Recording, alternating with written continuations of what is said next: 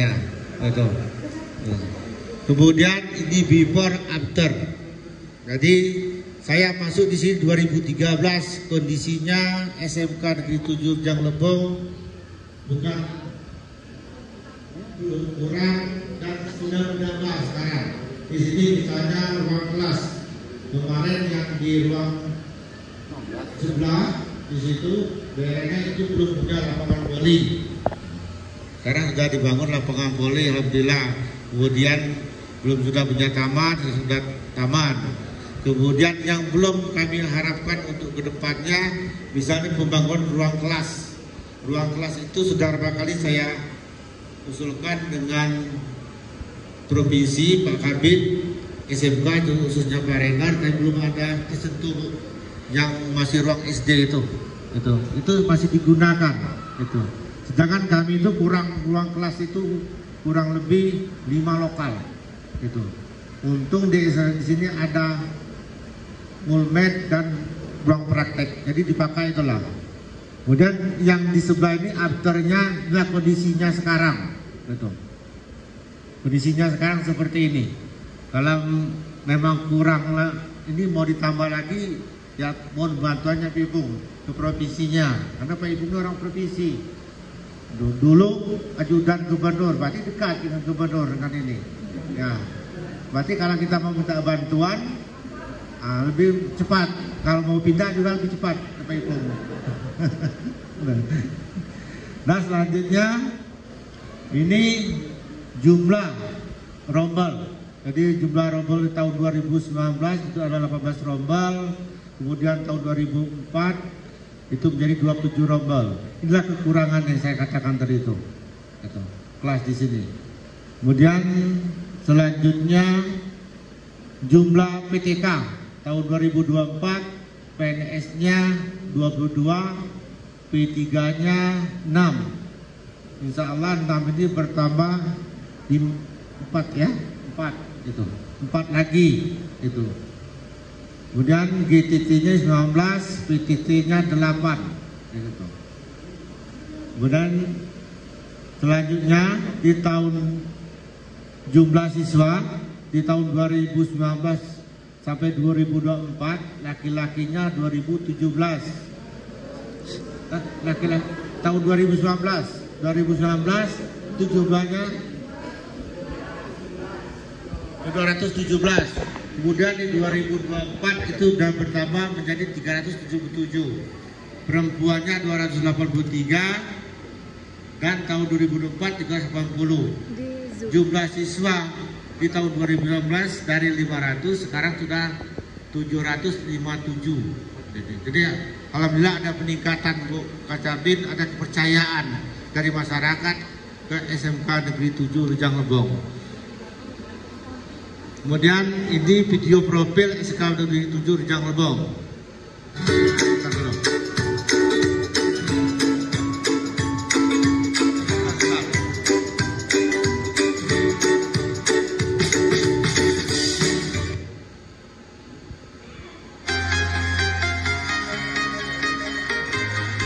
Bapak Ibu kalau lihat dari atas sudah di Rejang Lebong dari arah Curug.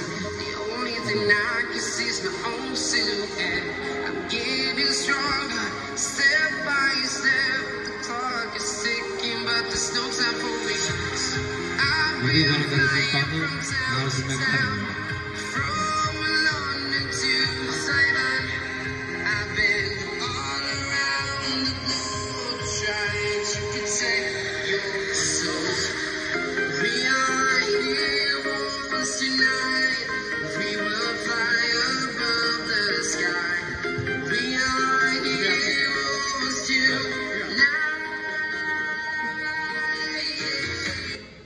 Assalamualaikum warahmatullahi wabarakatuh. Saya Budi Setiaedi SPD, Kepala SMK Negeri 7 Rejang Lebong, bersyukur kepada Tuhan Yang Maha Esa karena dengan rahmatnya SMK 7 Rejang Lebong dari tahun ke tahun semakin terlihat perkembangan.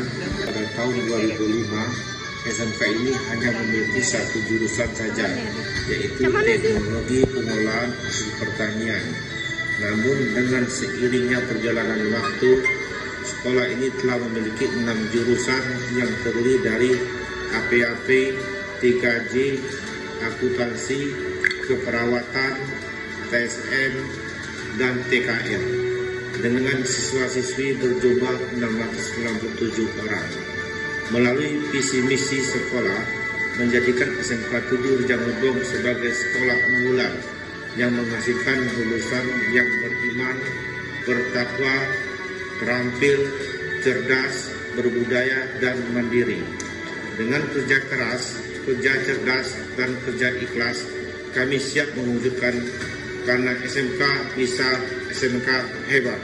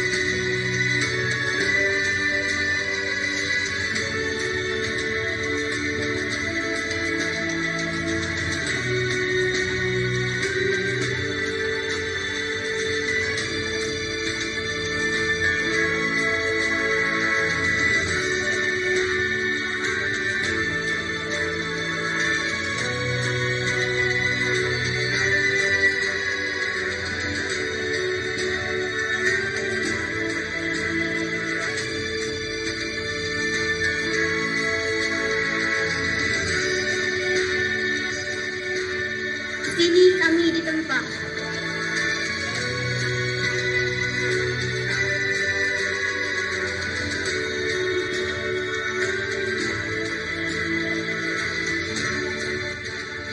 Di sini kami dididik.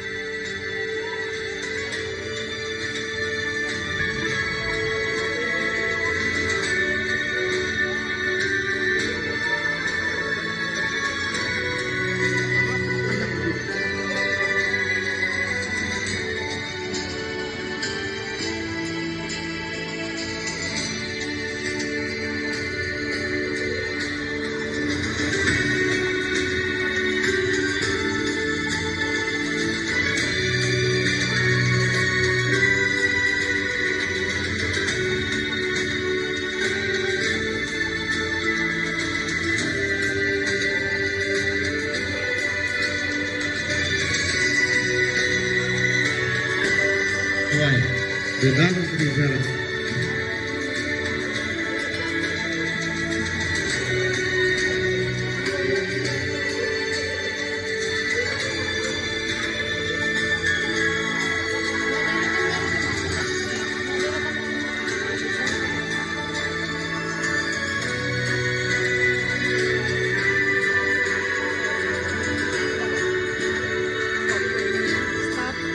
Dalam Pak Pengawas video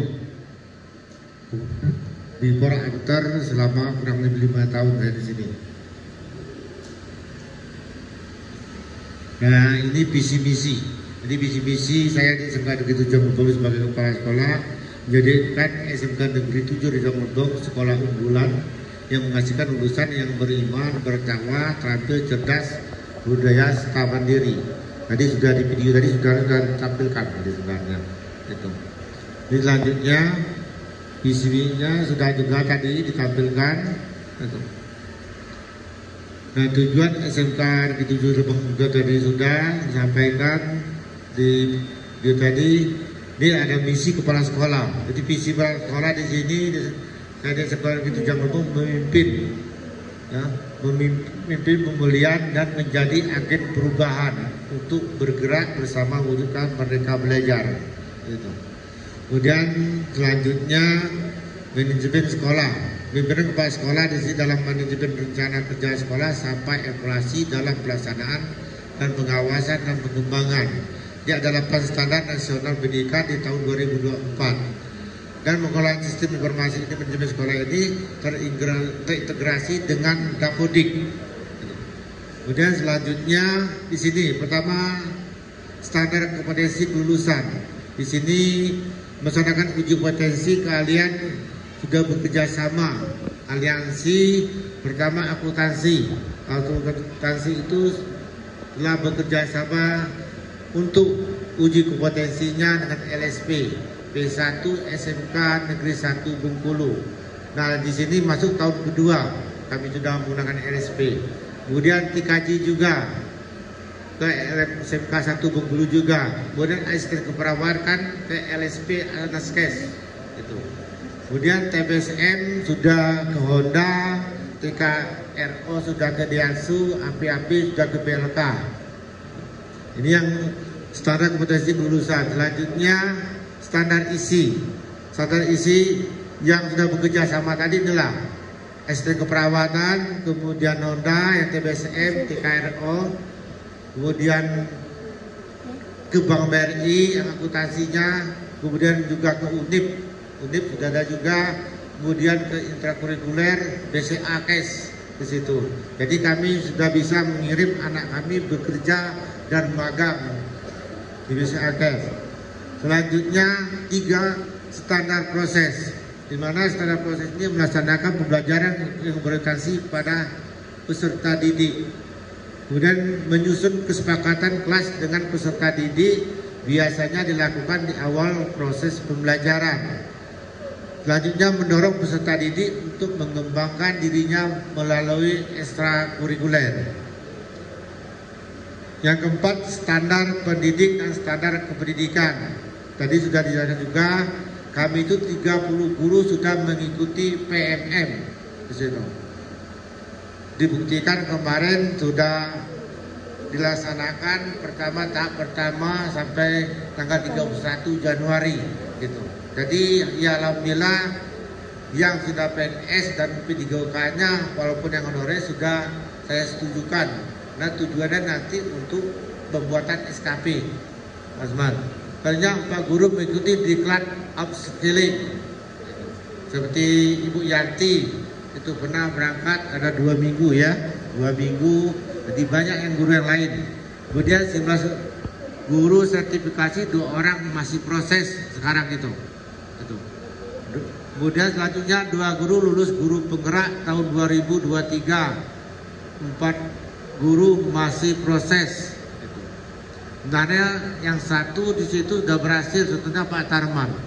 Itu sudah direkomendasikan menjadi pengawas dari SMK Negeri 7 Rejang Lebong. Selanjutnya 3 orang staf TU mengikuti pelatihan aplikasi Serikandi. Itulah sekarang di Sekolah 7 Janglebong sudah memakai tanda tangan TTE. Selanjutnya, satu orang guru sudah memiliki sertifikat asesor SSB Anaskes Indonesia. Itu yang sudah bekerjasama dengan Persemki. Tadi di kesehatan. 5 guru kualifikasi S2, 7 orang masih pendidikan S2. Nanti di sini memang masih ada yang menjalankan contoh Pak Irdam dan Kudi, sekarang masih pelaksanaannya Bu. Gitu. Insya Allah nanti ada menyusul lagi, ada 4 orangnya, 4 orang berarti. Gitu. Selanjutnya 5 standar pengelolaan. Di sini kemitraan terkait untuk mendukung program sekolah. Kami sudah bekerja sama. Pertama meningkatkan melalui komite sekolah. Jadi komite sekolah, Puskesmas Sumber Urip, Universitas Bengkulu, Bank BRI cabang Curup, AHAS Honda, Asnaskes dan Diatu. Sebenarnya ada satu lagi, ini yang BPJS Ketenagakerjaan gitu. Anak kami yang PKL itu sudah dilindungi oleh BPJS. Jadi kalau ada dalam 1x24 jam kecelakaan diklaim biaya pengobatannya gitu. Nanti sesuai apa yang terjadi di lapangan. Selanjutnya standar sarana. Standar sarana dan prasarana. Di sini rehabilitasi gedung, pembuatan lapangan basket dan lapangan voli, pengadaan aset, pembuatan WC guru dan siswa, pembuatan pos satpam, pembuatan taman sekolah, pembuatan ruang kopsis dan pembuatan gazebo pondok santai. Kemudian gedung baru, perpus, laboratorium, workshop, teknik kendaraan ringan dan UKS. Kalau gedung baru ini kami peroleh di tahun 2021. Itu memang kemarin dapat bantuan hampir 2,3 miliar. Jadi gedung dan alat. Selanjutnya perluasan musola, sudah pembuatan parkir dan motor. Pembuatan parkir dan motor ini kemarin itu ditambah lagi. Di tahun ini kami menambah 1 parkir motor, cuman masih berlangsung. Kemudian rehabilitasi gedung aula sekolah. Ini dulu gedung aula sekolah ini ya berlahan-lahan pembuatannya karena menggunakan dana BOS. Gitu. Jadi bantuan dari luar memang susah bantuannya. Selanjutnya yang 7 standar pembiayaan. Nanti penggunaan aplikasi ARKAS, penyusunan RKS dan RKS berdasarkan raport pendidikan. Kemudian perencanaan berbasis data. Yang ke-8 pelaksanaan asas berbasis smartphone. Kami di sini sudah memakai smartphone untuk semesternya atau asasnya di situ. Kemudian menegakkan budaya positif, mandiri dan jujur itu. Kemudian pendidikan perkembangan karakter siswa pada kegiatan P5, membiasakan kepada siswa untuk menerapkan 3S setiap warga sekolah. Gitu. Jadi di bawahnya ada fotonya di situ. Cuman Pak Asman yang kami ujian menggunakan smartphone di sini, dia tidak nge-link ke YouTube. Tapi kalau kami membuat aplikasi nge-link ke YouTube, percuma. Jadi anak bisa download YouTube, cari pertanyaan. Di sini tidak bisa dibuat aplikasinya. Gitu. Selanjutnya prakarya dan kewirausahaan. Di sini ini sudah membuat hasil produk yang api-api, membuat roti. Kemudian kewirausahaan itu ada Ibu Yati. Kemudian produk kreatif dari ban mobil bekas menjadi pot bunga. Itu ya, walaupun itu lama sudah dilakukan orang, cuman di sini kita melatih anak untuk kreatif. Selanjutnya produk P5, itulah tadi kita disambut pas masuk pakaian anak-anak untuk kreasinya dari barang bekas, dari saking asoy dan koran. Itu kan koran itu yang 3 itu, yang 1 dan 2 itu saking asoy itu misalnya, ya, kantong asoy atau kresek itu, asoy, kresek.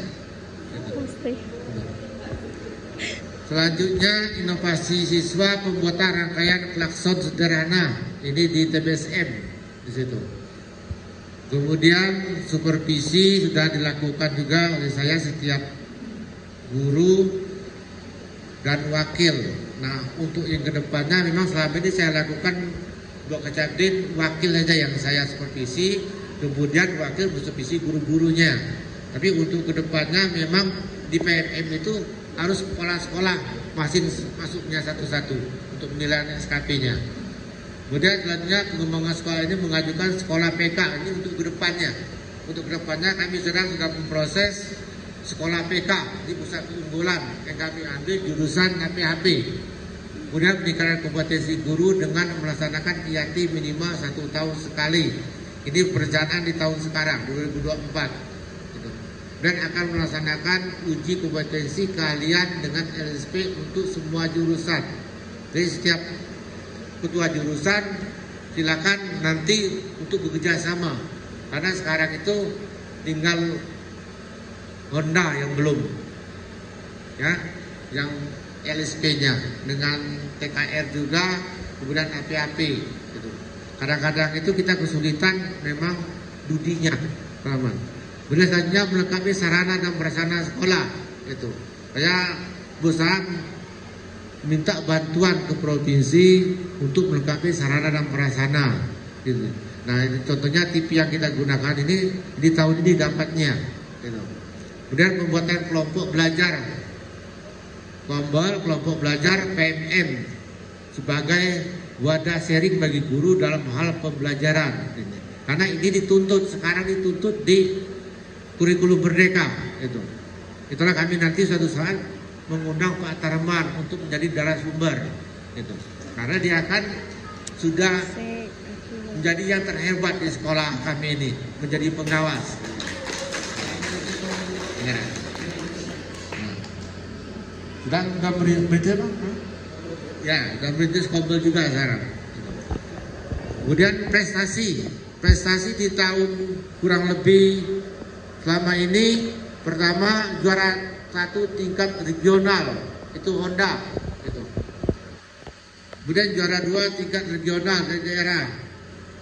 Nah ini di tahun ini kami sudah juara 1 untuk Kecamdin dan Pak Pengawas, juara 1 tingkat nasional. Itulah insya Allah tanggal 20 Februari nanti kami berangkat dari kepala sekolah dengan ketua jurusan berangkat ke Jakarta melihat anak kita berlomba di tingkat nasional mewakili Provinsi Bengkulu, SMK Negeri 7 Rejang Lebong.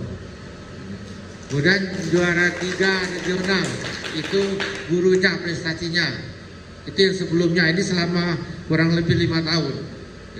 Kemudian paskibraka tingkat provinsi kabupaten.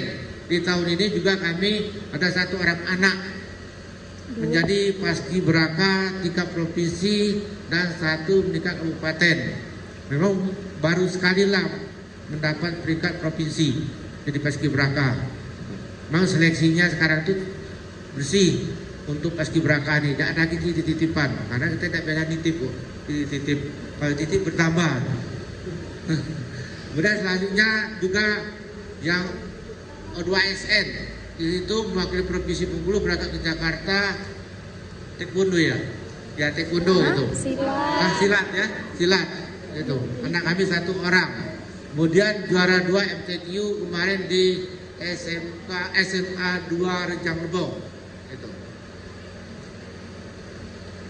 Mungkin inilah yang selama ini prestasi dari awal before dan afternya yang saya tampilkan ini. Mungkin banyaklah kurangnya Bapak Pengawas dan Ibu Kecamdin. Cuman inilah bisa sampai berbuat. Mungkin inilah prestasi saya. Lebih kurang saya mohon maaf. Assalamualaikum warahmatullahi wabarakatuh.